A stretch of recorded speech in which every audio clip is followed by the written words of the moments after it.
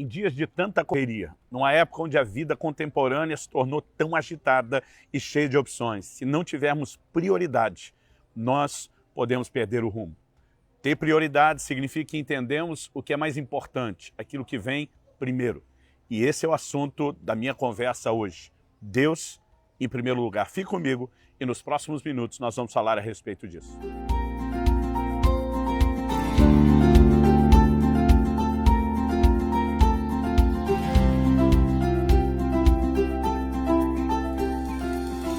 Estou hoje na cidade de Morretes, no Paraná, passando para trazer mais uma palavra ao seu coração.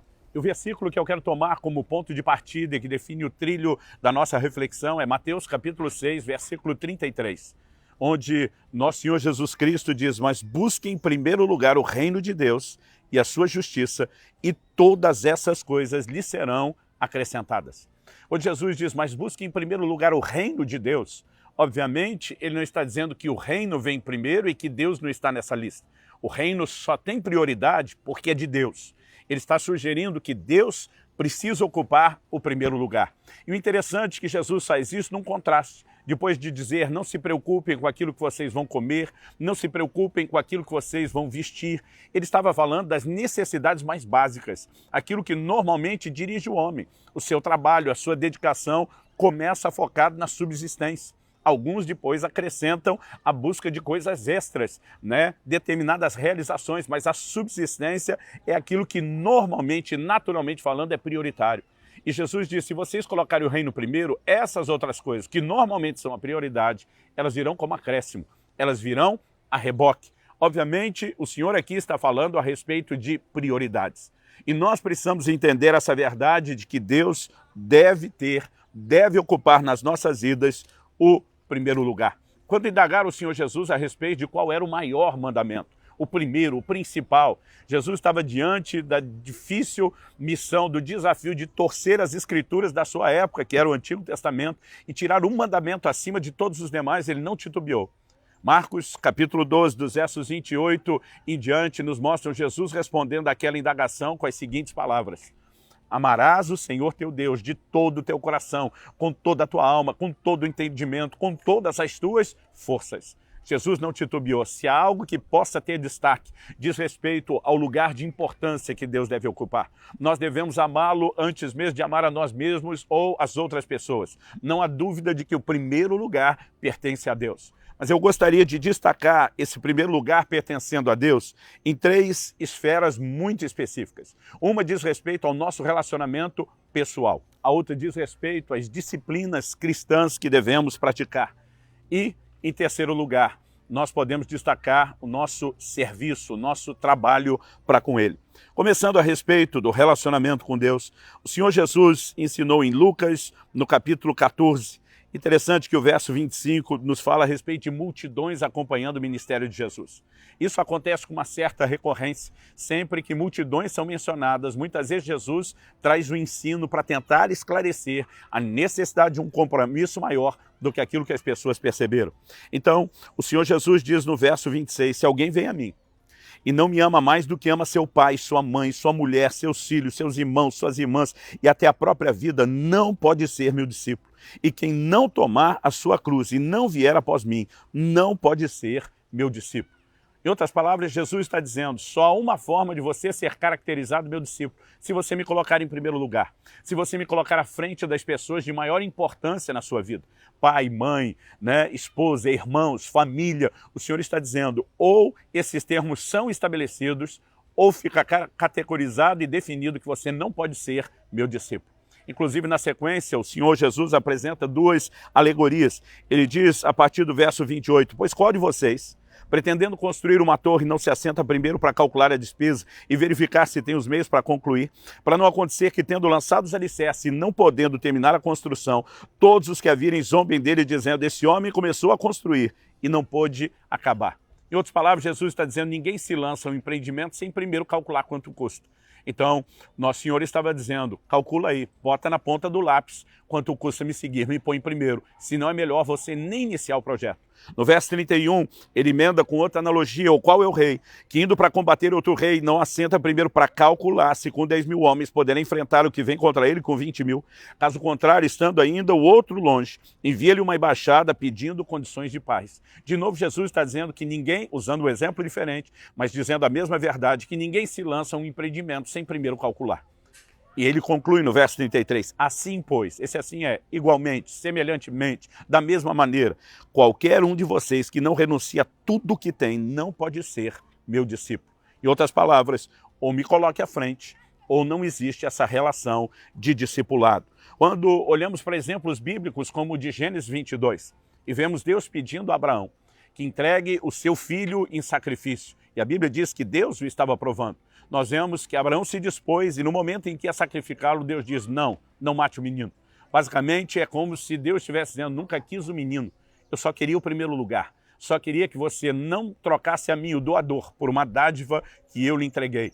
É como se Deus dissesse, uma vez que eu tenho o primeiro lugar, toma esse menino, fica com ele, de lambuja, eu lhe dou uma descendência numerosa. Nós precisamos entender que manter Deus em primeiro lugar não é por uma necessidade de Deus, não é porque ele é carente, não é porque ele é ciumento, ele é absoluto e completo em si mesmo, ele não depende disso, mas será um efeito regulador nas nossas vidas. Isso é importante entender. Quando falamos de priorizar o reino, podemos entender também aspectos como a santidade. Jesus diz, se a tua mão te faz pecar, corta e lança de ti. Muitos ficam tentando insistir na não literalidade de cortar a mão. Mas ainda que não haja literalidade na instrução de Jesus a respeito disso, a disposição de valorizá-lo mais do que um dos membros do corpo não pode ser ignorado. O primeiro lugar pertence a ele. Mas também podemos falar na vida de culto, de adoração. Por exemplo, no Evangelho de Marcos, no capítulo 7, nos versículos 6 e 7, Jesus citando o profeta Isaías, fala daqueles que em vão o adoram. Qual é a característica de um culto ou de uma adoração vã, inútil? O Senhor Jesus diz que eles obedeciam preceitos de homens, mas não os de Deus. Isso está relacionado à falta de colocar Deus em primeiro lugar. Quando olhamos para a primeira menção de oferta na Bíblia, vemos a Bíblia dizendo que Deus se agradou de Abel e da sua oferta, mas não de Caim e da sua oferta. Qual a diferença entre o que cada um fez? Se houve uma disposição no coração de colocar Deus em primeiro lugar ou não. A Bíblia diz que Abel entregou das primícias do seu rebanho. A palavra primícias significa primeiros frutos. E quando entendemos esse desenho a respeito dele ter dado a primeira parte para Deus, ele estava dizendo para Deus, o Senhor é mais importante, eu fico depois. Mas quando a Bíblia fala da oferta de Caim, diz que depois de uns tempos, a maioria das versões diz no fim de uns tempos. Nós não temos a definição da palavra tempo, se são dias, semanas, meses, mas uma coisa é certa. Enquanto Abel colocou Deus em primeiro lugar, Caim deixou Deus por último. A mesma observação é feita quando Jesus fala de uma viúva pobre que deu tudo aquilo que possuía, enquanto os ricos davam do que lhes sobrava. Não estamos falando aqui a respeito da contabilidade, mas Jesus diz que ela deu mais. Por quê? Ela priorizou Deus. Ela simplesmente, apesar de não ter uma grande quantia, diz Deus primeiro. Eu posso ficar sem comer uma refeição, mas vou honrar a Deus. Quando Jesus diz que os ricos deram da sobra, significa que primeiro pensaram em si, fizeram tudo o que queria e quando no final das contas fizeram o balanço, sobrou alguma coisa, sobrou, então bota Deus. Significa que se não tivesse sobrado Deus, não teria entrado. Nós podemos falar da adoração, nós podemos falar a respeito das nossas ofertas e precisamos entender que em qualquer uma das disciplinas, elas têm um propósito. Criar e cultivar em nós a mentalidade de que o primeiro lugar pertence a Deus. Seja no relacionamento com o Senhor, seja na vida de culto, adoração e ofertas, mas também no nosso trabalho ou no nosso serviço para com Ele. No Evangelho de Mateus, nós vemos o Senhor Jesus falando a respeito de buscar em primeiro lugar o reino de Deus e a sua justiça. Mas nada sugere que devemos buscar o reino até para nós. Jesus nos ensinou a orar, venha teu reino, seja feita a tua vontade. Nós precisamos ter um compromisso com o estabelecimento do reino, não só na nossa vida, mas também na vida de outras pessoas. Eu costumo dizer que amar a Cristo é também amar aos que pertencem a Ele e a sua obra. Jesus perguntou a Pedro, Pedro, você me ama? Ele disse sim, ele falou, então apacenta as minhas ovelhas. Nós direcionamos o amor e a prioridade que o Senhor tem na nossa vida quando entendemos o seu chamado para cuidar daquelas coisas que é interesse dele. O chamado ao ministério não é privilégio de um pequeno grupo. não é responsabilidade apenas de alguns vocacionados em tempo integral. Todos nós temos a responsabilidade de servir. E quando eu olho declarações do apóstolo Paulo, eu fico impressionado em como ele transpirava esse amor, essa paixão pelo reino e Deus em primeiro lugar. Em Atos 20, 24, ele diz: porém, nada considero a minha vida preciosa para mim mesmo, desde que eu complete a minha carreira e o ministério que recebi do Senhor Jesus para testemunhar o evangelho da graça de Deus. Quando ele diz que testemunhar o evangelho da graça de Deus, completar o ministério, era mais importante do que a própria vida, ele nos mostra que colocou o entendimento daquela responsabilidade de serviço acima da própria vida, ou seja, em primeiro lugar, junto com o valor que Deus e o seu reino deve ter. Quando olhamos para essas verdades nas Escrituras, isso precisa nos fazer avaliar como eu e você temos nos conduzido, como eu e você temos agido, né? O que é que nós temos colocado em primeiro lugar? Temos dado espaço na nossa agenda para valorizar tanto a pessoa de Deus em termos de princípio de vida e conduta, dizer nada concorre com isso. Temos feito isso em relação às nossas disciplinas, ao nosso culto, adoração e oferta, elas refletem isso. Mas também quando olhamos para a questão do serviço, não podemos deixar de fazer a mesma pergunta.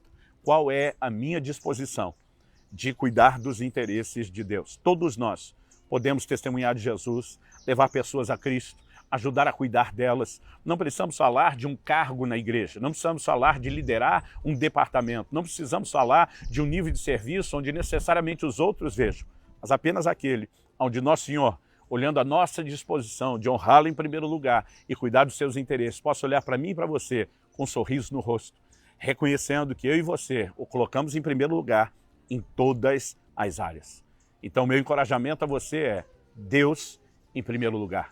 Se nós o priorizarmos, encontraremos um nível de satisfação extraordinária e cumpriremos o senso de propósito da nossa existência.